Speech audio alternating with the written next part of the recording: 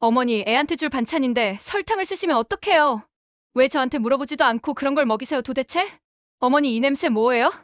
설마 생선 구우신 거예요?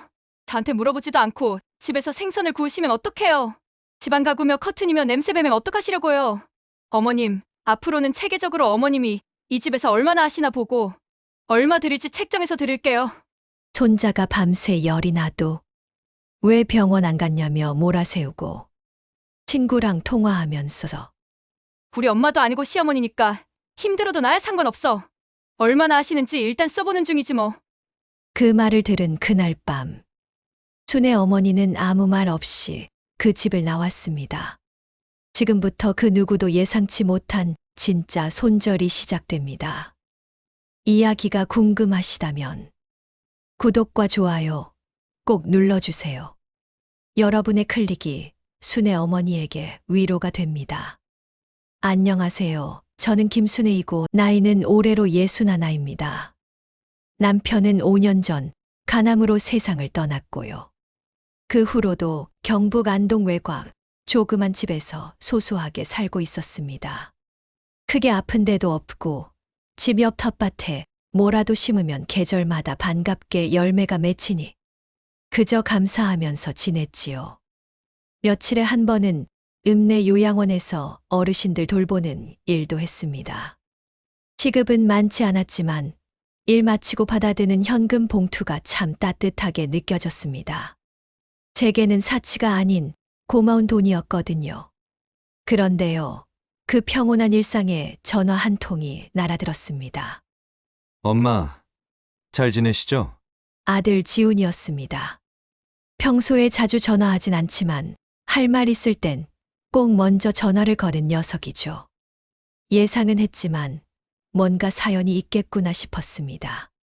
그 아이 말이 요즘 며느리 유진이가 복직을 앞두고 많이 불안해한다고 하더군요. 손자가 아직 어리니 걱정이 많은가 봐요. 그러면서 저한테 이러는 겁니다. 엄마, 그냥 저희 집 근처로 올라오세요. 엄마도 혼자 계시는 것보다 저희 근처에서 지내는 게 낫잖아요. 민준이도 자주 볼 수 있고, 그러면 저도 마음이 한결 놓일 것 같아요. 그 말을 듣는데 이상하게 마음이 흔들리더라고요. 아, 이 녀석들이 나를 필요로 하는구나. 며느리가 불안해한다는 말도 그렇고 평소 그렇게 말 한마디 무뚝뚝하던 지훈이가 마음이 놓일 것 같다고 말하는데 갑자기 나도 누군가에게 든든한 존재구나 싶어졌습니다. 사실 서울은 저와 거리가 먼 곳이었습니다. 관광으로 한두 번 간 적은 있어도 살아본 적은 없었거든요. 가격도 물가도 사람 사는 속도도 너무 다른 것 같았습니다. 그래도요, 그 아이들이 진심으로 나를 원하고 제가 조금만 도와주면 둘이 얼마나 든든할까 싶었어요. 사실 손자 민준이 얼굴 한 번 더 보면 그게 행복이지 뭘 더 바라겠어요. 그래서요, 제 손으로 모아둔 노후 자금에서 전세 보증금 일부를 꺼내 들고 지훈이네 근처 작은 빌라 전세방을 하나 얻었습니다. 방 2칸에 주방 겸 거실 하나. 그리고 창문 너머로 아파트 단지가 보이는 딱 그런 집이었어요. 보일러 틀면 덜그럭 소리 나는 건 좀 신경 쓰였지만 그래도 이젠 나도 서울 사는 사람이구나 싶어 조금 설레기도 했죠. 이삿짐이 도착한 날은 유난히 하늘이 맑고 공기가 따뜻했어요. 그날 아침 지훈이가 차를 끌고 와서 집 나르는 걸 도와주고 며느리 유진이는 집들이 음식 준비해왔다며 김밥 몇 줄 사들고 와서 웃더라고요. 손자 민준이는 저를 보자마자 와락 안겼고요. 그날은 참 뭐랄까. 아, 이게 가족이구나 싶었습니다. 그런데요, 이삿짐을 다 풀기도 전이었어요. 어머님, 죄송한데 오늘 좀 급하게 일이 생겨서요. 잠깐만 민준이 좀 봐주실 수 있으세요? 유진이가 말했습니다. 아직 짐을 채 꺼내지도 못한 상태였지만 급한 일이라고 하니 당연히 그런가 보다 했죠. 그래서 민준이는 저녁까지 맡아주기로 했고 아들 부부는 바삐 나갔습니다. 그런데요, 그 급한 일이라는 게 알고 보니 둘이 데이트를 나간 거였습니다. 순간 조금 어이가 없기도 했지만 또 마음 한구석으로는 그랬어요. 그래, 애 키우느라 고생했을 텐데. 나라도 하루쯤 봐줄 수 있지. 그게 시작이었습니다. 그날 이후였어요. 아들 내외가 데이트를 다녀온 이후로 민준이를 보는 일이 자연스럽게 제 일상이 되어버렸습니다. 어머님, 오늘 유치원 하원 시간이 3시예요. 간식은 최대한 간단한 걸로 주세요. 간식 많이 먹으면 저녁을 많이 안 먹어서요. 처음엔 감사하다는 인사도 하고 미안하다는 말도 덧붙이더니 며칠 지나니까 그냥 문자 한 줄 남기고 나가더군요. 하원 3시, 오늘 저녁 6시까지 부탁드려요. 간식은 냉장고 위칸. 그 한 줄이면 끝이었어요. 민준이는 하원만 하면 저에게 매달려 할머니, 배고파요 하고 웃었고 그게 얼마나 귀엽던지 제 마음은 매일 무너졌다 다시 일어나기를 반복했습니다.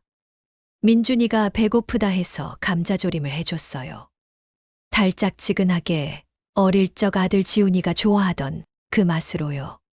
그런데 유진이가 집에 오자마자 뚜껑을 열어보더니 얼굴이 딱 굳더군요.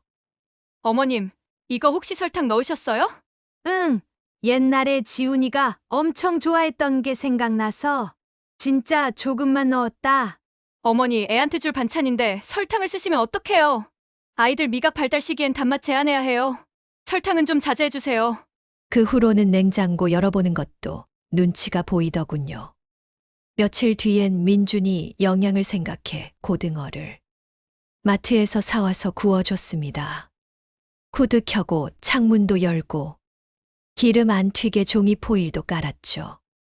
그런데 유진이가 집에 들어오자마자 현관문에서 코를 손으로 감싸주며 이러는 겁니다. 어머니, 이 냄새 뭐예요? 설마 생선 구우신 거예요? 응, 민준이가 생선고기 먹고 싶다고 해서. 어머님 저한테 물어보지도 않으시고 집에서 생선을 구우시면 어떡해요? 저희 집 푸드 약해서 냄새도 잘 안 없어지고 집안 가구며 커튼이며 냄새 배면 어떡하시려고요? 그래서 저는 집에서 생선 안 구워요. 다음부터는 좀 자제해주세요. 말은 조곤조곤했지만 그 표정은 명확했어요. 왜 이걸 여기서 하냐는 눈빛. 그러면서도 민준이는 꼭 저한테만 맡기더라고요. 그 이유는 아주 간단했어요. 복직 준비를 하느라 바쁘다는 거였거든요. 처음엔 요즘 회사랑 스케줄 조정하고 있어서요 하더니 어느 날은 이제 곧 복직하면 하고 싶어도 못한다며 피부 관리도 받고 네일도 받고 친구들과 브런치도 먹고 요즘은 거의 매일같이 민준이를 아무 죄책감 없이 제게 맡기고 자유를 누리더군요. 그리고 저한텐 민준이 오늘 배변은 어땠어요? 낮잠은 재우셨어요? TV는 켜지 않으셨죠? 감사 인사도 없이 체크리스트가 있는 것처럼 묻기만 했습니다. 하루는 민준이가 아이스크림이 먹고 싶다고 해서 정말 작은 컵으로 하나 사줬어요. 유기농 제품이었고 그래도 그런 맛도 알면서 커야지 싶어서요. 그런데 그걸 알게 된 유진이 얼굴은 단박에 굳었습니다. 어머님, 아이스크림은 좀 아무리 유기농이라도 당 섭취는 신경 써주셔야죠. 왜 저한테 물어보지도 않고 그런 걸 먹이세요 도대체? 그 순간 저는 죄 지은 사람처럼 알겠다고 얘기하고 말았습니다. 그래도 전 아이 건강 때문에 그러는 걸 테니 내가 조심하자 생각하며 마음을 붙잡았습니다. 하지만 그 마음이 점점 하얗게 타 들어가는 느낌이 들기 시작한 건 아마 그 즈음부터였을 겁니다. 민준이 손을 잡고 유치원에서 돌아오는 길. 그 아이 손에 땀이 송골송골 맺혀 있었어요. 할머니, 오늘 친구랑 싸웠어요.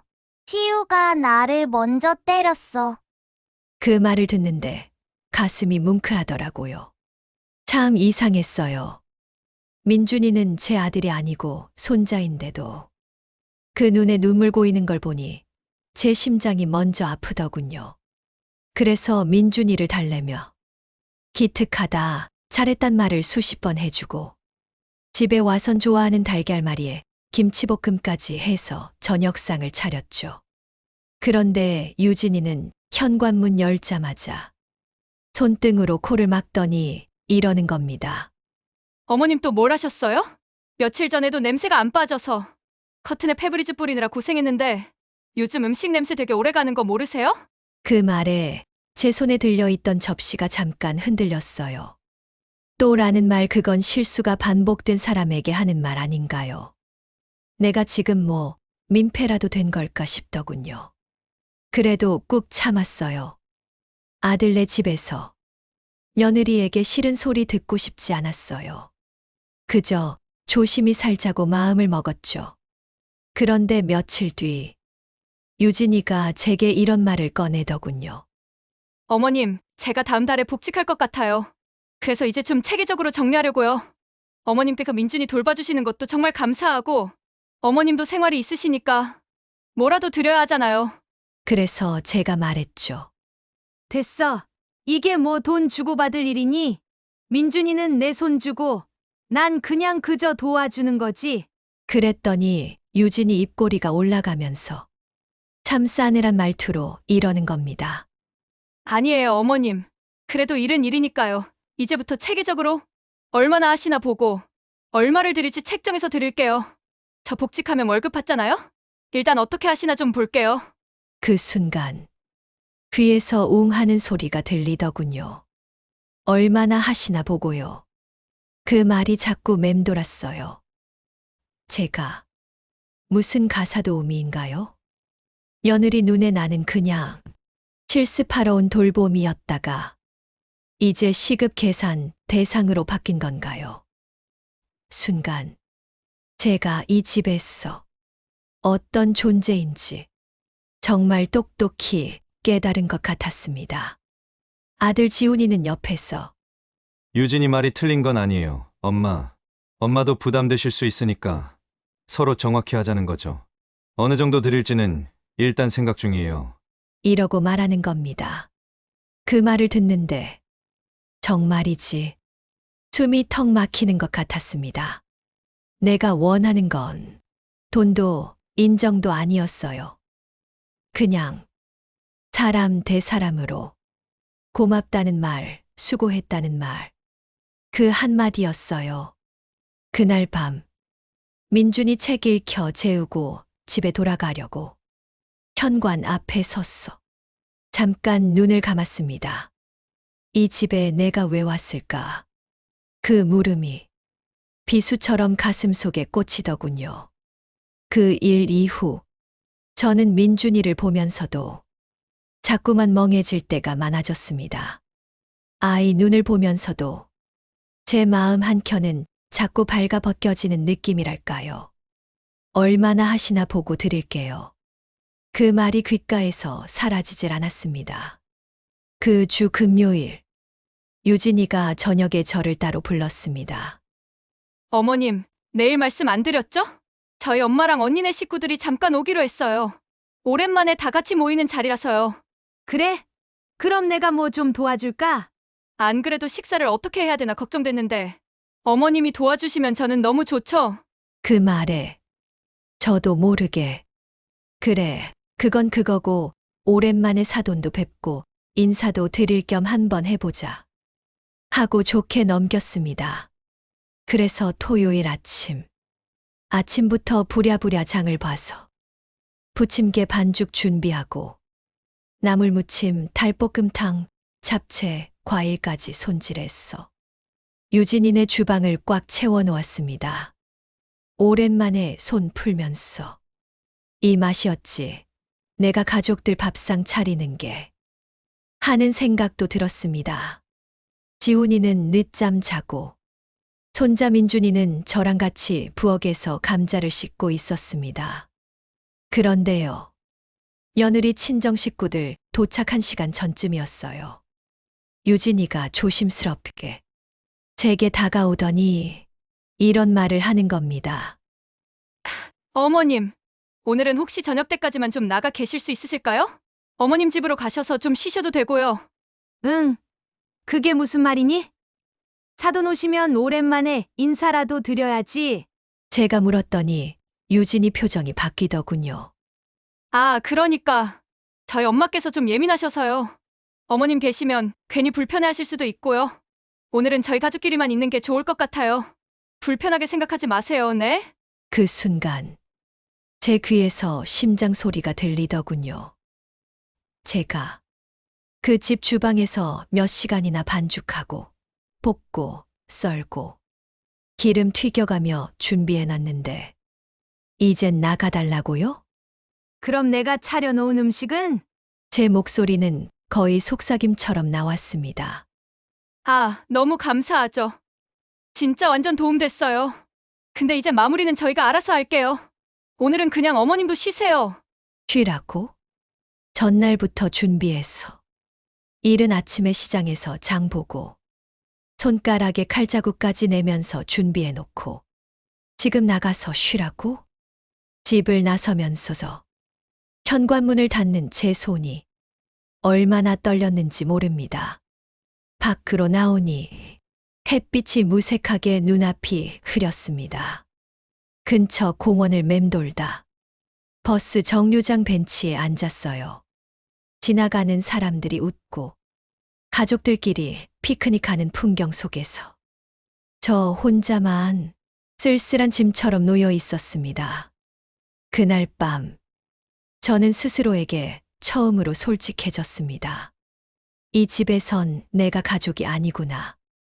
그리고 내가 여기에 있을 이유가 점점 없어지고 있네. 그런 생각이 서서히, 그러나 아주 깊게 제 마음에 내려앉았습니다. 다음 날이었어요. 민준이가 저를 많이 찾는다며 지훈이가 뜬금없이 저를 그 집으로 불러앉히더니 어색한 미소를 지으며 이러더군요. 엄마, 사실은 내일부터 유진이랑 2박 3일로 부부 동반 여행 좀 다녀오려고 해요. 결혼 기념일도 있고 유진이 복직 전에 갔다 오면 좋을 것 같아서요. 그래. 그럼 민준이는? 그 말에 지훈이 입꼬리가 올라가더군요. 엄마 계시잖아요. 엄마 없었으면 생각도 못했죠. 민준이 엄마가 제일 잘 보고 민준이도 요즘은 할머니만 찾아요. 결국 민준이는 또 제 손에 맡겨졌습니다. 짐을 싸는 유진이는 환하게 웃으며 말하더군요. 진짜 감사해요, 어머님. 이번 여행이 제 정신줄 잡아주는 마지막 힐링일 것 같아요. 민준이 잘 부탁드릴게요. 무슨 일 생기면 전화하세요. 그 말을 남기고 다음 날 둘은 아침 일찍 떠났습니다.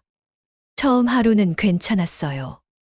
민준이는 제 품에 폭 안겨 잠도 잘 자고 밥도 잘 먹고 유치원 숙제까지 제가 봐줬어요.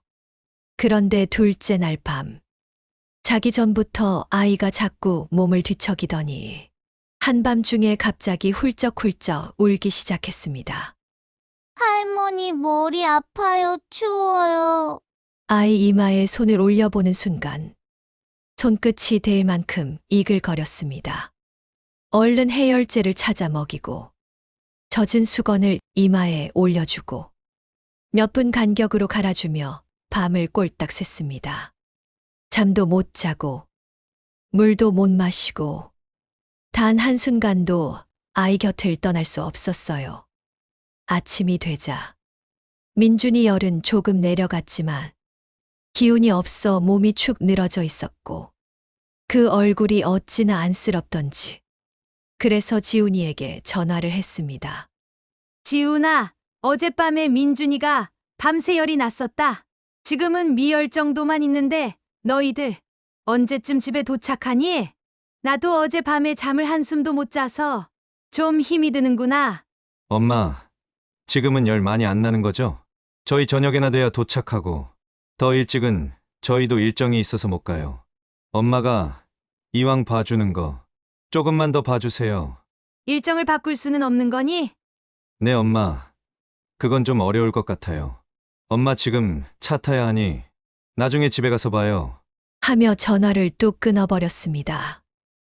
밤새 잠을 제대로 못 자서 정말이지 너무 힘들었지만 민준이 열이 더 이상 오르지 않아서 그래도 다행이다 여겼습니다. 저녁 시간이 되었고 그때 마침 지우인의 부부가 도착했죠. 그런데 유진이가 민준이 얼굴을 보자마자 표정이 싹 굳더군요. 어머님, 애가 왜 이래요? 왜 이렇게 지쳐 보여요? 도대체 무슨 일이 있었던 거예요? 어젯밤에 갑자기 열이 나서 해열제 먹이고 수건으로 닦아주고 밤새 간호했어. 병원 갈 정도까진 아닌 것 같아서 아니, 어머님. 그런 판단은 저희랑 상의하셨어야죠. 왜 연락 안 하셨어요? 아이가 열나는데 왜 병원을 안 데려가세요? 어머님, 아이 돌보시는 거 이렇게 막 하시면 곤란해요. 어디 잘못되면 어쩌시려고요? 아침에 지훈이한테 전화했었는데 못 들었니? 아, 엄마. 제가 정신이 없어서 유진이한테 말을 못했어요. 그러게, 근데 왜 병원을 안 데려가셨어요? 막 하다뇨. 그리고 아들놈이 정말이지 더 미웠습니다. 그리고 제가 그 아이를 얼마나 조심스럽게, 얼마나 떨리는 손으로 밤새 돌봤는데요.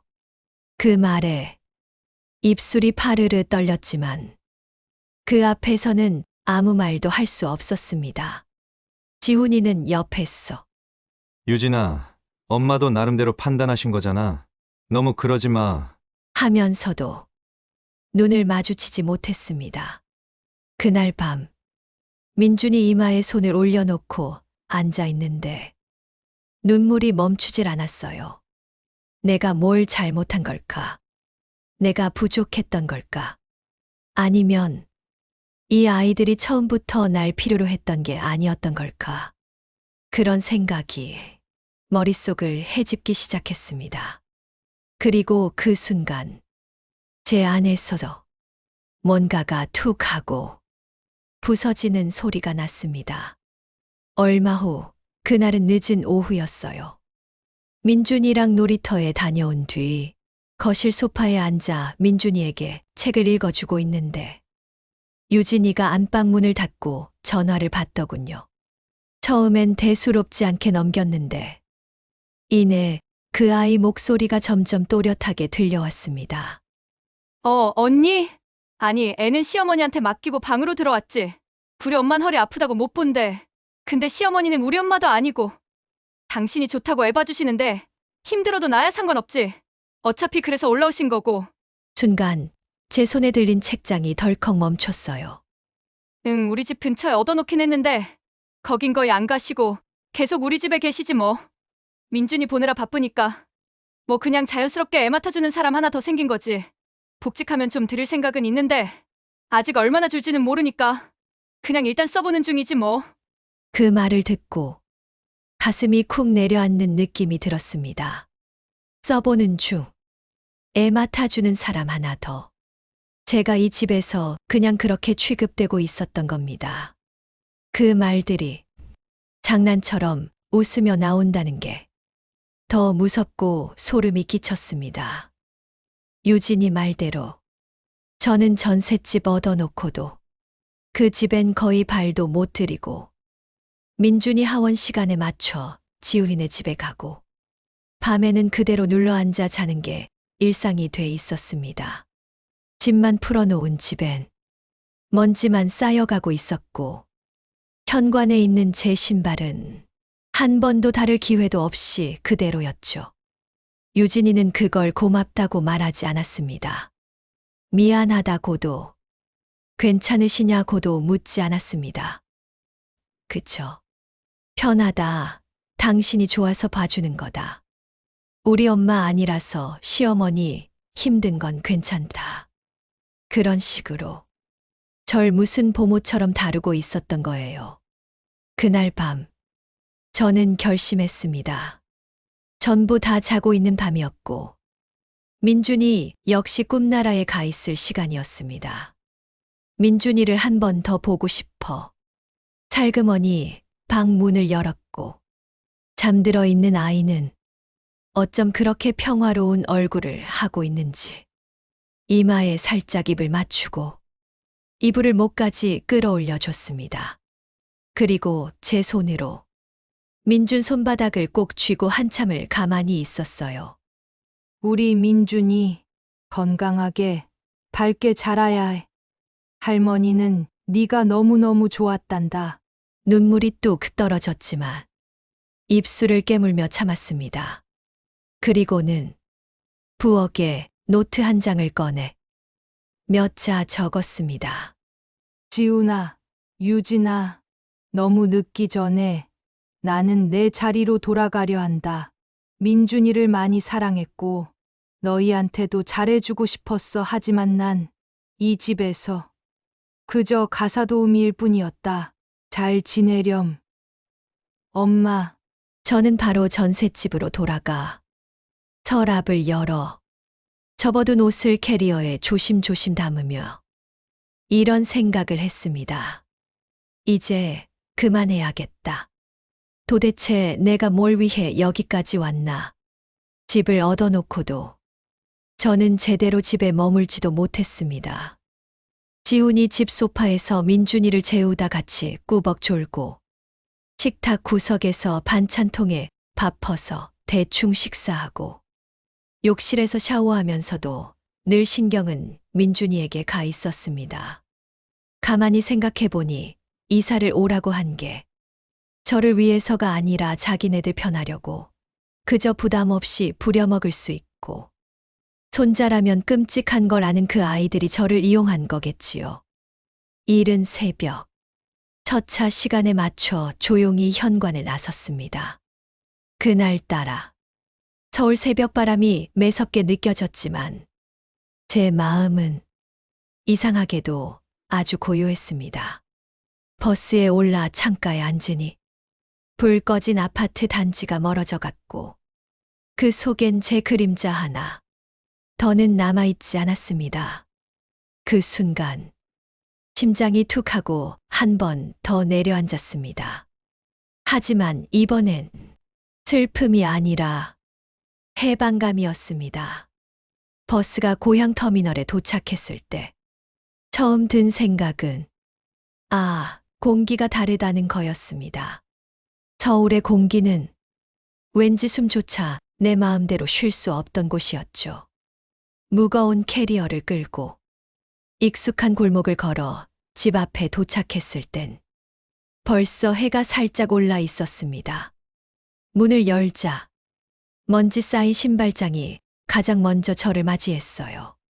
그 위엔 내려오기 전날 깨끗이 닦아뒀던 화분이 이미 말라 비틀어진 잎사귀만 남긴 채 삐딱하게 기울어 있었습니다. 그래, 이 집이야말로 내가 필요한 집이지. 손에 익은 앞치마를 꺼내고 걸레를 적셔 바닥을 훔쳤습니다. 창문을 열고 묵은 공기를 내보내며 마음속 깊은 곳까지 환기되는 기분이 들더군요. 저는 제 자리에 돌아왔다는 걸 온몸으로 느낄 수 있었습니다. 부엌 선반 위엔 지난 봄에 담아둔 고추장이 그대로 있었고 냉장고 안엔 작년 김장이 아직 반이나 남아 있었죠. 그래도 내 삶이 여기서 멈춰 있진 않았구나. 수세미로 냄비를 닦고 말라있던 화분에 물을 주고 가만히 소파에 앉아 텅 빈 거실을 바라보았습니다. 조용했지만 이상하게 허전하진 않았어요. 그때였어요. 전화기 진동이 울렸습니다. 지훈이. 잠시 손이 멈췄습니다. 그 아이 목소리가, 민준이 얼굴이 순간 머릿속에 스쳤어요. 하지만 제 손은 조용히 그 화면을 뒤로 넘겼습니다. 잠시 후 또다시 울리는 전화. 이번엔 유진이었습니다. 그리고 이어지는 문자. 어머님, 어디 계세요? 아무 말도 없이 사라지시면 어떡해요? 민준이가 계속 할머니 찾고 있어요. 그 문자를 보고 잠시 숨이 막혔지만 곧 깊은 숨을 내쉬고 휴대폰을 껐습니다. 한참 후 욕실 선반 위에 놓아둔 요양보호사 유니폼을 꺼냈습니다. 그 옷은 늘 누군가의 손을 잡고 등을 받쳐주고 잠든 이의 이불을 덮어주던 시간들을 함께 했던 옷이었죠. 주름이 자글자글 졌지만 그 옷을 보는 순간 마음 한 구석이 말끔하게 정리되는 기분이 들었습니다. 그래, 나는 누군가의 시선을 조심스럽게 살피며 눈치 보면서 살아가는 사람이 아니라 누군가에게 진짜 도움이 됐던 사람이었지. 그 사실을 잊지 말아야 했습니다. 그날 밤, 혼자 마시는 국물이 어찌나 따뜻하고 눈물겹던지요. 그렇게 저는 조용히, 그러나 단단하게 제 자리에 서서 다시 살아가기 시작했습니다. 그날은 유난히 바람이 세게 부는 날이었어요. 마당에 나무잎이 쓸려 다니고 대문에 달린 초인종이 갑자기 울리더군요. 설마 조심스럽게 문을 여니 그 문 앞에 지훈이가 서 있었습니다. 볼이 움푹 패였고 눈가엔 피곤이 짙게 내려앉은 얼굴이었어요. 그런데도 눈빛은 어릴 적 저를 찾던 그 아이 그대로였죠. 엄마 왜 아무 말도 없이 오셨어요? 민준이가 엄마 계속 찾았어요. 저도 너무 놀랐고요. 그 말에 제가 제일 먼저 한 건 그 아이의 어깨를 가만히 두드려주는 거였습니다. 그래, 너도 힘들었겠구나. 지훈이는 그 말에 더 말문이 막힌 듯 소파에 주저앉더군요. 유진이가 죄송하다고 했어요. 자기 반성 많이 하고 있다고. 엄마가 그렇게 느꼈을 줄은 몰랐대요. 전 조용히 앉아 이야기를 들어줬습니다. 하지만 그 어떤 말보다도 제 안에서 이미 정리는 다 끝나 있었어요. 지훈아, 제 목소리는 낮고 또렷했습니다. 너희가 날 필요로 해서 올라오라고 했을 때 난 그게 사랑인 줄 알았다. 보고 싶어서, 함께 있고 싶어서 부르는 거라고. 근데 내가 있던 자리는 손주 돌보는 사람 자리더라. 민준이 귀하고 예쁜 거 나도 안다. 근데 내가 그 아이보다 못한 취급을 받는 건 참기 힘들었어. 지훈이의 눈동자가 흔들렸습니다. 저는 계속 말했어요. 사람은 말이야, 지훈아. 아무리 나이가 들어도 누군가의 감사합니다 한마디에 살맛이 나고 죄송해요 한마디에 가슴이 풀리는 법이야. 엄마, 근데 너희는 내게 그런 말을 하지 않았어. 고맙다는 말도, 미안하다는 말도, 그리고 내가 무슨 민폐 끼치는 사람처럼 말할 땐 그 집에는 내 자리가 없다는 걸 느꼈다. 순간 지훈이는 고개를 푹 숙였어요. 엄마, 진짜 미안해요. 저는 그저 엄마가 아무 말 없이 다 해주니까 괜찮은 줄 알았어요. 그렇지. 그게 문제야. 나는 늘 괜찮다고만 했거든. 근데 지훈아, 이젠 나도 안 괜찮더라. 지훈이는 말없이 울었습니다. 그 아이가 어른이 되어 처음 우는 걸 보면서 제 마음도 아프고 먹먹했지만 돌아갈 생각은 조금도 들지 않았어요. 내가 너한테 서운한 마음 풀려고 이 얘기하는 거 아니야. 이젠 나도 내 마음, 내 건강, 내 남은 시간은 내가 지켜야겠다는 생각이 들어서 그래. 그럼 우리 자주 찾아올게요. 민준이도 할머니 보게 하고.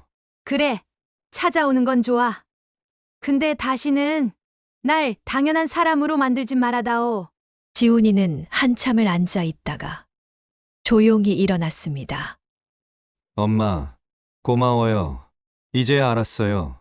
엄마가 얼마나 오래 참고 있었는지. 전 그저 미소 지어줬습니다. 그 아이를 탓하고 싶지 않았어요. 다만 이젠 엄마도 한 사람이었다는 걸 알게 되었기를 바랄 뿐이었죠. 그렇게 지훈이 떠나간 뒤 텅 빈 집안에 다시 고요가 내려앉았습니다. 그런데 이상하게 이번의 고요는 쓸쓸하지 않았습니다. 내가 내 마음을 지켰다는 것만으로도 충분히 평온했거든요. 요양원 복귀 첫날, 익숙한 복도와 소독약 냄새 속에서 제가 다시 살아나는 느낌이 들었습니다. 어머, 김 선생님. 오랜만이에요. 에고, 순애 씨 오셨구려. 제 이름을 부르는 소리에 작게 웃으며 인사했습니다. 기저귀를 갈고 어르신 손톱을 깎고 말벗을 해드리는 하루가 어찌나 충만하고 단단하던지요. 퇴근하고 돌아오면 조용한 집에서 차를 한 잔 내려 마셨습니다. 누군가를 위해 반찬을 하지 않아도 되고 누구 눈치를 보며 냉장고를 열지 않아도 되는 공간. 비로소 내 삶이 돌아왔다는 느낌. 이따금 친구들과 시장에서 만나 묵은지에 막걸리 한 사발 나누는 것도 이제는 더 이상 허락받지 않아도 되는 즐거움이 되었죠. 어느 날은 손자 민준이가 그리워질 때도 있습니다. 어린 손이 제 손을 덥석 잡고 할머니, 내일도 와요? 했던 그 말이 문득 떠올라 불쑥 눈시울이 뜨거워질 때도 있어요. 그럴 땐 그 아들 내외를 원망하기보다 그 시간들을 내가 온 힘 다해 사랑했구나 하고 다독였습니다. 그러던 어느 날 우체통에 작은 엽서가 하나 꽂혀 있었습니다. 앞면엔 삐뚤빼뚤한 아이 글씨로 할머니라고 쓰여 있었고 뒷면엔 색연필로 그린 동그라미 얼굴이 하나 웃고 있었어요. 할머니, 저 민준이에요. 할머니 집은 멀지만 저는 할머니 좋아해요. 자주 못 만나도 저는 할머니 좋아요. 그 순간 제 안에서 무언가 조용히 울렸습니다. 저는 사랑을 억지로 가르친 적이 없었습니다. 그저 보여주었을 뿐이죠. 저의 정성, 저의 품, 저의 기다림. 그 모든 것이 이 작은 아이 마음에 남았다는 걸 느낄 수 있었어요. 엽서를 조심스럽게 장 안에 넣고 하늘을 한번 올려다봤습니다. 흰 구름이 느릿하게 흘러가고 바람이 조용히 제 어깨를 쓰다듬었습니다. 그때 저는 비로소 확신할 수 있었습니다. 내가 참 잘 떠났구나. 그리고 이제 참 잘 살고 있구나. 그날 밤 베란다 창문 너머로 별이 보였습니다. 그 별 하나가 마치 누군가의 눈동자처럼 반짝이고 있었고 저는 아주 오래간만에 조용히 이렇게 말했어요. 이제 나도 나로서 살아갈게. 그렇게 제 이름을 다시 찾은 어느 중년의 여름은 참 조용하고 참 단단하게 흘러가고 있었습니다. 여러분, 누군가의 엄마, 시어머니, 할머니로만 불리며 자신을 잃어가는 삶이라면 그건 결코 가족이 아닙니다. 참는 게 미덕이고 말없이 버티는 게 사랑이라 믿었지만 그 끝에 남는 건 늘 상처받은 나 자신뿐이었죠. 그러니 이제는 스스로에게 이렇게 말해주세요. 이제 나도 나로서 살아갈게라고요. 지금까지 황혼의 늪이었습니다. 오늘 이야기가 마음에 닿으셨다면 구독과 좋아요, 알림 설정 부탁드립니다. 여기까지 살아오시느라 정말 수고 많으셨습니다. 건강하세요.